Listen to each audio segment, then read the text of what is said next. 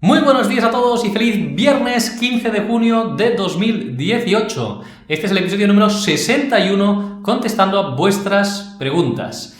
Esta semana tenemos muchas preguntas, no las vamos a poder contestar como siempre todas, pero vamos a intentar hacer el mayor número posible. Antes de empezar y como siempre también recordaros que esta semana tenemos bastante contenido, muy cargada como cada semana. Este lunes pudimos ver un caso de éxito en el que se reconoció una incapacidad permanente absoluta para un caso de esquizofrenia paranoide. Os lo recomiendo, esta sentencia la tenéis en la página, los casos de éxito, este lunes pasado.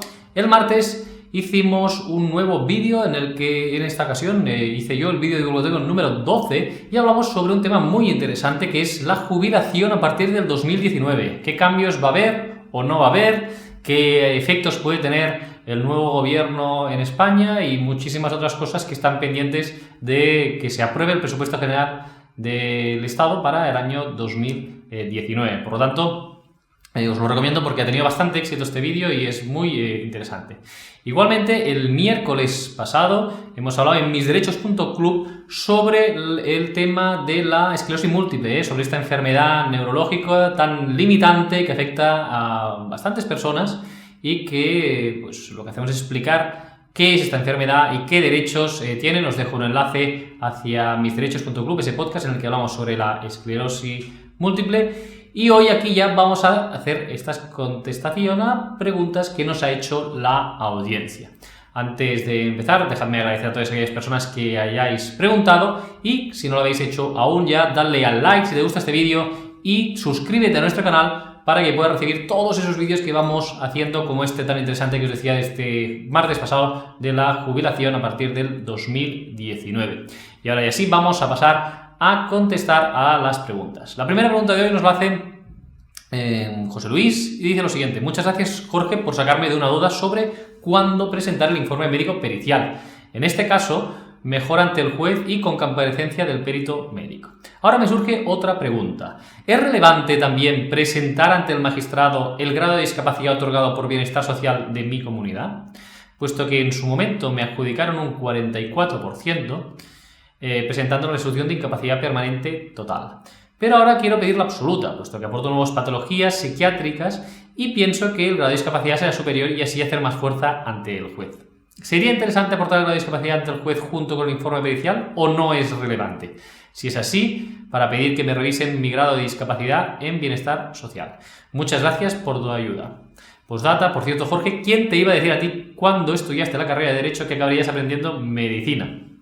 Bien, muchísimas gracias por la pregunta, José Luis. Y así es, cuando estaba estudiando Derecho no me planteaba en absoluto dedicarme a esta rama de Derecho laboral, pero cuando la conocí pues me apasioné totalmente por ella y la verdad es que conocer esta rama, ¿no?, también de la medicina es una cosa que me gusta mucho, me apasiona, como veis en todos los vídeos, y que de buen seguro que puede ayudar a muchísima gente. Por lo tanto, gracias también por esa postdata. Entonces, el tema de la discapacidad. El grado de discapacidad no es algo que tenga mucho peso en un juicio de incapacidad laboral.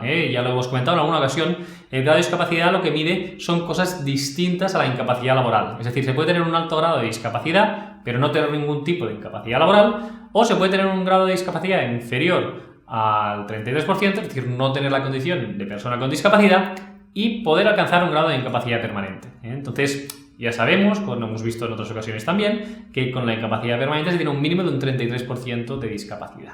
Eso no quiere decir que te puedan dar más, como es tu caso, José Luis, pues que además del 33% que tienes de discapacidad, te revisaron y te dieron ese 44%.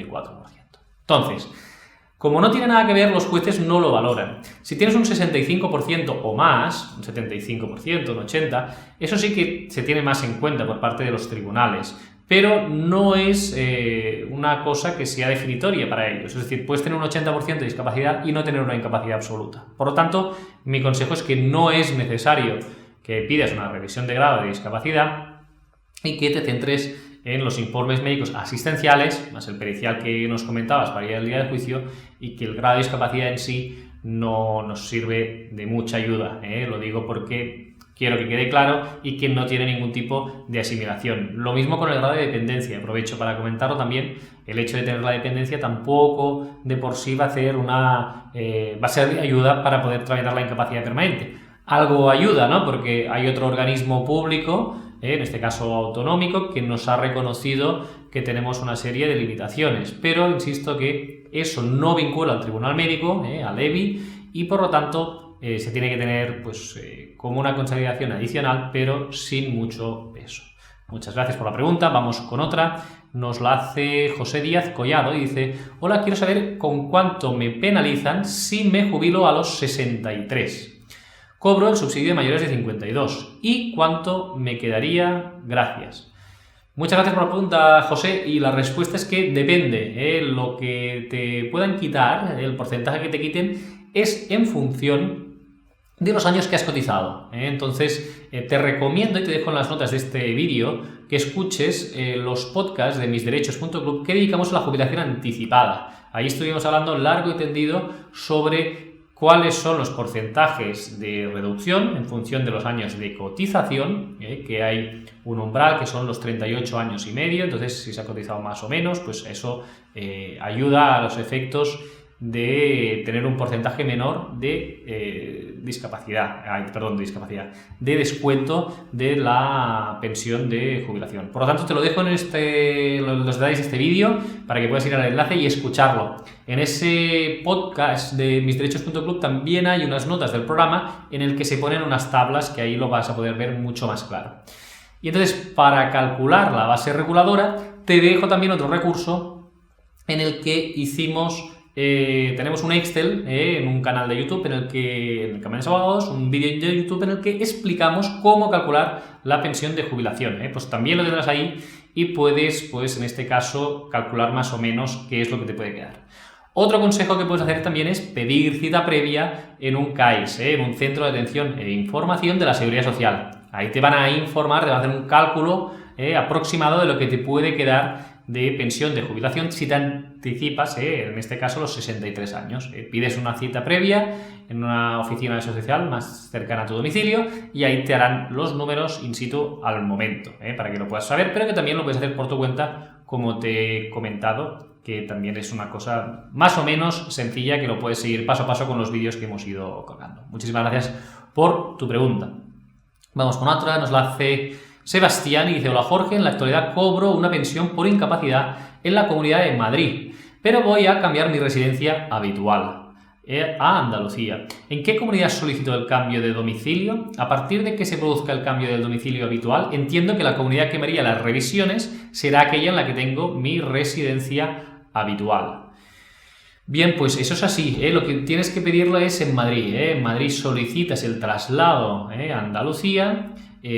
No es por comunidad autónomas, la Seguridad Social se rige por provincias, entonces lo que tienes que hacer es pues, solicitarla de Madrid a la provincia correspondiente de Andalucía. Se habrá un traslado a esa provincia, seguramente te exigirán el certificado de empadronamiento de esta nueva provincia y el domicilio que quieras tener a efectos de notificaciones, y para posteriores revisiones o comunicaciones con la Seguridad Social sería en la Comunidad Autónoma de Andalucía y por lo tanto en la provincia en la cual estuvieras residiendo. Muchas gracias por la pregunta, Sebastián. Vamos con otra pregunta, nos la hace Tony León, dice: hola, buenas tardes, quisiera haceros una pregunta que siempre la he tenido en mente. ¿Se puede trabajar si estás jubilado? Gracias. Muy buena pregunta. En este caso, Tony, te agradezco la pregunta. Lo hemos tratado en alguna ocasión, igual que le comentaba antes en la pregunta a José sobre el tema de la jubilación anticipada. Hay varios tipos de jubilación que permiten la compatibilidad con el trabajo. La jubilación parcial es aquella en la que nos podemos jubilar antes de la fecha que nos tocaría, la fecha ordinaria de jubilación, y lo que se hace es trabajar una menos, o sea, lo que hacen es tener un trabajador relevista, que se llama, y lo que hace es trabajar el tiempo que tú no trabajas de la jornada completa, ¿de acuerdo? Entonces, es un tipo de jubilación parcial, la ha utilizado mucha gente y es lo que antes se conocía o se conoce vulgarmente como una prejubilación, ¿no? Pues nosotros podemos juntar todo el tiempo que tendríamos que ir a trabajar, esto ya lo dijo el Supremo que era posible, y a lo mejor pues vamos 3 o 4 meses la jornada completa y luego ya no tenemos que ir a trabajar y a los 65 pues entonces ya tienes esa jubilación. Entonces cobras en parte por la empresa y en parte por la seguridad social y hay unas reducciones pertinentes a esto.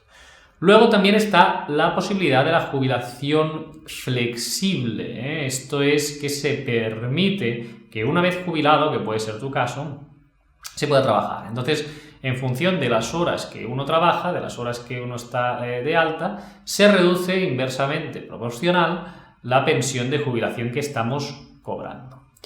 Y adicionalmente hay otra jubilación que se reguló hace pocos años, que es la jubilación activa, ¿no? Que se intenta que la gente pues, esté jubilada y pueda seguir cobrando la pensión de jubilación y trabajando. Entonces hay una serie de requisitos, esto viene regulado en el 214 de la Seguridad Social, y seguramente haremos un vídeo pequeño en directo de estos hacemos los martes, perdón, no en directo, sino los vídeos que hacemos estos martes, que son de 10 minutos, explicando esta jubilación activa del artículo 214, porque es un tema bastante interesante.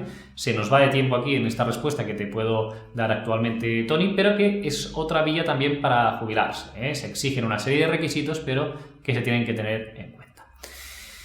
También comentaros, si os jubiláis, si trabajáis por cuenta, imaginaos que os jubiláis, ¿no? Régimen general y queréis trabajar por cuenta propia, tener un negocio y demás, pues esto también la ley lo permite, ¿eh? Y se permite que se pueda trabajar siempre y cuando no se supere unos ingresos superiores al salario mínimo interprofesional. En ese caso, se permite tener ese trabajo por cuenta propia, sin superar el salario mínimo interprofesional, no se tiene que cotizar y esos ingresos son compatibles con la pensión de jubilación.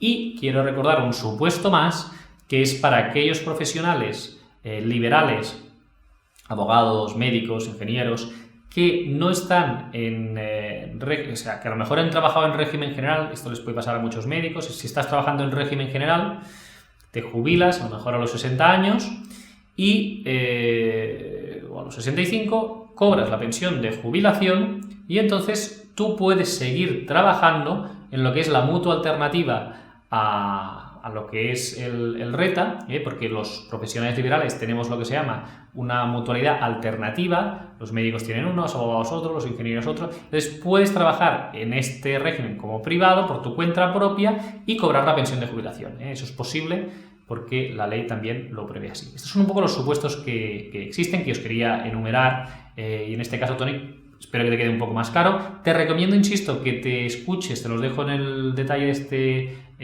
vídeo, los podcasts de jubilación anticipada que hicimos, en el que creo que en el tercero, en la jubilación anticipada 3, hablábamos sobre la parcial y también en otros podcasts hablamos sobre la jubilación flexible. Y aún así te digo que próximamente, y debido a tu petición, haremos este vídeo en concreto hablando sobre la jubilación parcial, sobre la jubilación activa del artículo 214 de la Ley General de la Seguridad Social, que seguro que será muy interesante para muchas personas que se encuentran en esta misma situación que te puedes encontrar tú, Tony. Muchas gracias por la pregunta que nos has hecho. Otra pregunta nos la hace AJ Rincón y dice: hola Campaña Abogados, gracias por estos vídeos y por las explicaciones que dais sobre estos temas. No hay mucha información y la que hay es confusa. Gracias a ti por preguntar. Os comento mi situación. En 2012 trabajaba en el almacén de una tienda de electrodomésticos bastante conocida. Tuve problemas de espalda y acabé en la mutua, que al final me tuvo que operar y no quedé bien. La empresa me despidió, pasé por el INS y me dieron la incapacidad total permanente. En el 2016, después de varios tratamientos que no hicieron mucho, me tuve que operar de nuevo por la Seguridad Social. Esta vez me fijaron en la zona lumbar con 6 tornillos, que tampoco me ha aliviado mucho. Mi pregunta y duda es: ¿puedo solicitar la incapacidad absoluta permanente por agravamiento? Un saludo y gracias por esta labor que sacáis de dudas a mucha gente. Gracias a ti de nuevo por preguntar porque insisto que siempre lo digo, que ayudas a muchas más personas que pueden estar en tu situación. Incapacidad absoluta es complicado, por temas físicos, por temas lumbares y demás es complicado, lo he explicado en alguna que otra ocasión. En estos casos se puede reconocer la incapacidad absoluta si tenemos muy limitada lo que es la sedestación. ¿Qué quiere decir esto? Si tenemos muy limitado el hecho de estar sentados. Si tú no puedes estar sentado mucho rato, y mucho rato se entiende a lo mejor 20 minutos, media hora máximo, y cada media hora te tienes que ir cambiando, levantando, sentando y demás. se entiende que aquellas profesiones sedentarias tampoco las puedes hacer. Es decir, que no puedes estar mucho rato sentado. Esto que te lo tiene que decir el traumatólogo. Y otra posibilidad es que si tienes una afectación lumbar muy importante y tienes muy limitada los desplazamientos, la capacidad de desplazarte a distancias cortas, entonces en ese caso también se da la absoluta porque es muy difícil para el trabajador poder desplazarse a su puesto de trabajo, ¿vale? En este caso también se da la absoluta. No creo que sea tu caso con el tema lumbar que tienes, pero en algunos casos se da, por eso también te lo enumero y te lo comento, pero lo más probable es que te puedan reconocer una absoluta por el tema de la sedestación. Si más no, hay jurisprudencia contradictoria. Nosotros tenemos casos que podrás ver en los casos de éxito del despacho, por sedestación, una absoluta, pero es complicado, ya te aviso que es complicado. A veces se exige que además del segmento lumbar también esté afectado el segmento cervical o dorsal, o que a lo mejor también haya problemas a nivel de caderas. Es complicado, pero si se consigue acreditar este tema de que la sedestación está muy limitada, pues entonces también es posible tener el reconocimiento de una incapacidad permanente absoluta. Muchas gracias por tu pregunta y seguimos con otras preguntas. La siguiente nos la hace Miguel Vicente Martínez Bañuls y nos dice: hola Jorge, en primer lugar felicitaros por el trabajo que realizáis. Muchísimas gracias, Miguel Vicente. Tengo una pregunta y me gustaría respuesta. Después de estar de baja durante 2 años, el 10 de junio, por enfermedad profesional, el INS me ha mandado la carta con la resolución alegando lesión permanente no invalidante. Dado que no estoy conforme, voy a recurrir, pero mi pregunta es si puedo solicitar un grado de discapacidad. Estoy en mi derecho, pues las molestias de giro de mi muñeca derecha siguen molestando mucho y me impide el día a día. Soy diestro, me operaron del fibrocartílago carpo-semilunar y cabeza del cúbito poniendo al anclaje. Muchas gracias, un saludo. Bien, muy buena pregunta. En este caso, cuando es derivado de accidente de trabajo, lo hemos comentado, hicimos un vídeo divulgativo sobre las lesiones permanentes no invalidantes. Cuando te reconocen las mismas, sí que puedes reclamar, dices grado de discapacidad, pero te referías, me imagino, a una incapacidad permanente. Y aquí sí que podrías pedir, lo más probable en tu caso sería una incapacidad permanente parcial, que son 24 mensualidades de la base regular o la indemnización, o la incapacidad permanente total para tu profesión habitual. Nos decías, en este caso, no nos decías la profesión, pero dices que te molesta bastante el giro de la mano y demás. Claro, si es una profesión que exige mucho la destreza manual, la fuerza de tu muñeca derecha, eres diestro como nos comentas y demás, se podría valorar la parcial o incluso la total si no puedes realizar tu actividad profesional. Entonces, mi recomendación es que, lo hemos comentado en algunos episodios, es que te hagas una prueba biomecánica. Esta prueba biomecánica lo que mide es los grados que tienes de movilidad de la muñeca y la fuerza que tienes de puño, de garra, de pinza, la fuerza que tienes con esta mano derecha. Hicimos un podcast de los primeros en el que entrevistamos a un médico rehabilitador de un centro biomecánico de Invalcor, en Barcelona, pero hay varios centros por toda España en los que se hacen estas pruebas biomecánicas. Son pruebas objetivas que sirven mucho para estos casos porque de forma objetiva, con unas máquinas, se hacen una serie de movimientos repetitivos cuyos resultados son muy veraces, porque la repetibilidad de estos movimientos pues, se hace muchas veces y no difiere mucho, y se mide pues esto, la movilidad y la fuerza que se puede tener pues en estos casos. Por lo tanto, te diría que sí puedes recurrir esta resolución, pero que necesitarás una prueba objetiva. El problema de las lesiones permanentes no invalidantes es que normalmente no, en la mayoría de los casos, el tratamiento te lo ha hecho la propia mutua de accidentes de trabajo, que es quien, después de todo esto, pues propone estas lesiones permanentes. Por lo tanto, a ellos no les interesa tampoco el hecho de hacer informes que serían más favorables para una incapacidad parcial o una incapacidad total, ¿no? Es decir, son jueces y parte, ¿no? Entonces, aquí lo interesante sería que tengas por tu cuenta esta prueba biomecánica y a partir de ahí, pues valorar hasta qué punto puedes pedir una incapacidad parcial o una incapacidad permanente total para tu profesión habitual. Estaremos encantados, Miguel, de que nos comentes cómo va tu caso y si finalmente te haces esta prueba y decides recurrir a esta resolución, pues que nos lo comentes y explicaremos con todo el mundo para que sepan cuáles son los problemas que has podido tener en este caso. Vamos con otra, María del Pilar, y dice: hola, buenos días, Jorge. Yo pasé por acumulación de las bajas el año y te pasan automáticamente a una inspección médica. ahora me está pagando la mutua, pues me dieron una prórroga de 180 días. Claro, ya no recibo nóminas, pero no entiendo por qué a lo que me están pagando, deducido todo sobre la base reguladora de mi sueldo, le llaman subsidio, porque a todos los efectos yo sigo de baja en el trabajo. ¿Me explico? Espero su respuesta y muchas gracias por vuestros vídeos, pues aprendemos mucho, y también muchas gracias por la atención recibida. Pues muchísimas gracias a ti, María del Pilar, por tu pregunta. Y en este caso lo que hemos de decir es que cuando se pasa la prórroga de los 12 meses del año, es normal y habitual que se cobre a veces menos. Ya lo hemos comentado alguna vez, que hay convenios colectivos y acuerdos de empresa que lo que hacen es complementar hasta el 100% los ingresos derivados de la baja, ¿de acuerdo? Entonces la baja se cobra el 75% a partir del día 21 de baja por enfermedad común, y hay convenios colectivos que obligan a las empresas a complementar hasta el 100%, ese 25% adicional. Estos convenios colectivos al año se suelen acabar, ese complemento del 25%, y a la que pasas la prórroga a la baja se pasa a cobrar el 75%, ¿vale? Entonces se deja de percibir ese 25%. En algunos casos hay otros convenios colectivos y acuerdos de empresa que hacen que sea hasta los 18 meses. Entonces, ¿qué sucede? El concepto que te ponga en la nómina antes no le tienes que hacer caso, En algunos casos pone subsidio, en algunos casos pone baja médica, en otros incapacidad temporal, en otros incapacidad transitoria, laboral, porque tiene una nomenclatura antigua. Entonces, el concepto en sí que ponga en la nómina tampoco es determinante. Lo que hemos de ver es que nos estén pagando en base a lo que se había cotizado en el mes anterior a la baja y que esa cuantía sea correcta, En ese sentido, después de esto, el nombre que se le dé no tiene ninguna relevancia y evidentemente estás de baja médica, No es un subsidio, sino lo que se está haciendo es una prestación por incapacidad temporal, ¿de acuerdo? O sea, no le des más importancia e insisto que no tiene ninguna relevancia a los efectos de la baja médica ni tampoco a los efectos de una posible incapacidad permanente cuando agotes la baja médica.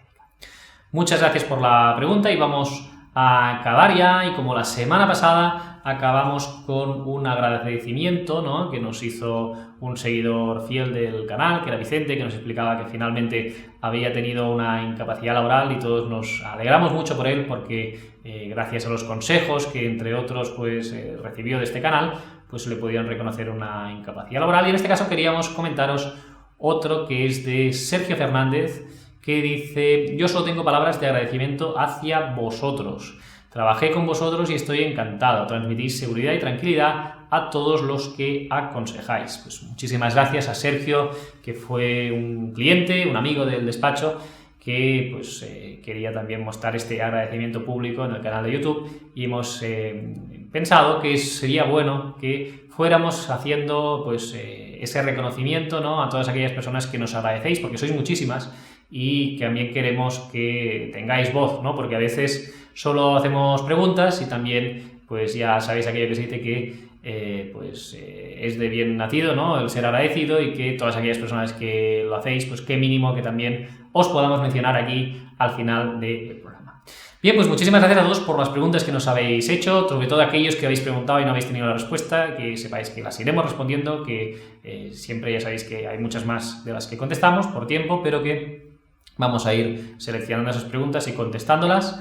Muchísimas gracias a todos. Ya sabéis también que sacamos una herramienta, ya hará un mes y medio que sacamos una herramienta de valoración de incapacidad. Os dejo el enlace al final de este vídeo, en los detalles, y ahí podéis valorar si cumplís los requisitos jurídicos para solicitar una incapacidad permanente. Ahí en menos de 2 minutos, de forma totalmente gratuita, introduciendo vuestros datos, os dirá si podéis solicitar una incapacidad permanente o no. Luego, evidentemente, se tendrá que hacer una valoración médica de los informes que tengáis, pero al menos sabréis que cumplís los requisitos legales para poder valorar y solicitar una incapacidad laboral. Muchísimas gracias a todos por vuestra atención y nos vemos la semana que viene, miércoles que viene, una cita con el podcast, martes vídeo educativo, lunes blog post con la sentencia, ya sabéis, el viernes una nueva cita aquí con un servidor contestando a vuestras preguntas. Que tengáis un feliz fin de semana.